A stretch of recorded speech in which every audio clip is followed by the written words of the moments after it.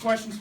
Andy, when y'all did not close it out in regulation, did you feel like you had lost something mentally, lost an edge? Yeah, no question. We were devastated in the huddle. You know, my lone Mississippian, who's been playing outstanding, it was not his best outing at the end, and he was really devastated. He was the one that got that jump ball, which allowed them to make the plays. But give them credit, man. I mean, I.J. Reddy did not play in our first contest. He's a senior playing with a senior sense of urgency. He just kept driving us at the end, and we're clock watching as opposed to getting stops. The way that we got the lead is we guarded in the second half much better. They were under 40%, and at one time in the low 30s. And then I.J. Reddy just started driving us downhill, and we could never get him stopped to close the game in regulation. Proud of my guys, though. You know, Brian steps up, scores the first 8 in overtime, and again, I just told our guys, man, that was one of the worst games we played all year. You look at us statistically, there's no way in the world you're supposed to win that game, but our guys showed a lot of fortitude and hanging in there and winning ugly.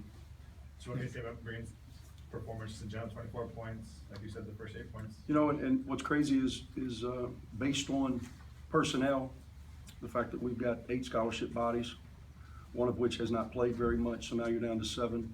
Under normal set of circumstances, I don't even know if I would have had him in the game because he was turning it over like crazy. He has 7 turnovers. But based on the sheer lack of numbers, he has to play. And thankfully he did because he played really well in the overtime. What did you think of Sebas's game? You know what I thought? He was very, very active. Again, you go on the road and you have 10 assists to 21 turnovers. You get out rebounded. You know, we're a team that usually makes free throws at a higher clip. We're not a great three-point shooting team, but 5 for 23. Again, when you look across the board, DeAndre Bradheck goes 1 for 13, Terrence Davis goes 4 for 16, and yet you have the opportunity to sweep your in-state rival. We'll take it. What was different about Mississippi State defensively this time around as opposed to the last game you guys played? You know, it seems like ages ago that we played them the first time. The first time I thought we had much better rhythm. We didn't turn the ball over as much. I thought they were much more disruptive. Again, I.J. Reddy is a key part of their team, and he plays 40 minutes tonight, and he was not in the game, and they need a little bit of his senior leadership, and I thought he provided it in a big way tonight. Is Rashid's absence related to the seizures from It earlier? is. We don't know. We had a setback last night, and there's going to need to be more tests run prior to him rejoining us. So please keep him in your thoughts and your prayers.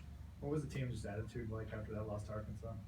We were devastated that we didn't play well, but you don't play well on the road, typically you lose. Tonight I thought we played really, really hard, and I thought we showed some resilience. We didn't play well offensively, but I thought we played really, really hard and gutted out a huge win for us. Anything else? What did y'all do defensively to force so many turnovers? I thought the changing of the Ds hurt them a little bit. The 1-3-1, we adjusted some of the ways. Sometimes we were trapping more aggressively than others. We do have length in certain positions, and I thought we were getting hands on balls.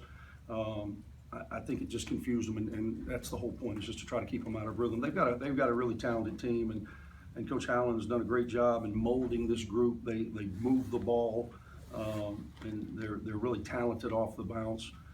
So we were just trying to stay in front of them as best we could. Do you feel like you guys have enough games left to play your way into the NCAA conversation? You know, I know that it's amazing to me how it just becomes, it overrides everything.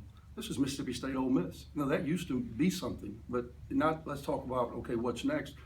This game's something. This is the in-state game. You know, it's, I would rather just focus on this, and then I would rather just focus on Missouri on Saturday. And our philosophy's always been the same. I have been in this position in my 11th season. I've been in this position more times than I can count. And at the end of the day, man, you're going to look up and you're going to be where you're supposed to be. There's opportunities in front of us. We have to take advantage of them. Thanks, Coach. Thanks.